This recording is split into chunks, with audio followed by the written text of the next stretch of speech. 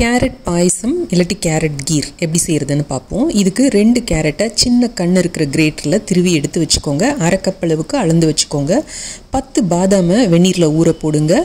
5 முந்திரி பருப்பை தண்ணியில் ஒரு தடவை அலசிட்டு எடுத்து வச்சுருங்க. இது ரெண்டுத்தையுமே அரை மணி நேரம் வச்சுடுங்க. அரை மணி நேரம் கழித்து எடுத்திங்கன்னா பாதாம் தூள் ஈஸியாக எடுக்க வரும். வேஸ்ட்டாக தூள் ஆகாமல் ஈஸியாக நம்மளால் நறுக்க முடியும். ஸோ இந்த மாதிரி விதவிதமான ஷேப்பில் நறுக்கி வச்சுக்கோங்க. 1 டேபிள் ஸ்பூன் நெய்யை காய வச்சு இது எல்லாத்தையும் போட்டு நல்ல பொன்னிறமாக வறுத்து எடுத்து தனியாக வச்சுக்கோங்க. அதே நெய்யில் இந்த அரை கப்பு கேரட் துருவல், ஒரு சிட்டிகை உப்பு சேர்த்து நல்ல பச்சை வாசனை போகிற வரைக்கும் வதக்கிக்கோங்க. இது கூட 2 கப் அளவுக்கு பால் சேர்த்து நல்ல குழைய வேக விடுங்க. இது கூட 1/4 கப் அளவுக்கு சர்க்கரை சேர்த்துக்கோங்க. 1 நிமிஷத்தில் அந்த சர்க்கரை நல்லா இலகி வரும். அதுக்கப்புறமா 2 கப் அளவுக்கு பால் சேர்த்துக்கோங்க. சேர்த்து ஒரு கொதி விடுங்க. கொதி விட்டதுக்கு அப்புறமா 1/4 டீஸ்பூன் ஏலக்காய் தூள், நம்ம வறுத்து வச்சிருக்கிற அந்த முந்திரி பாதாம் ரெண்டுத்தையும் சேர்த்திங்கன்னா அருமையான கேரட் பாயசம் தயார்.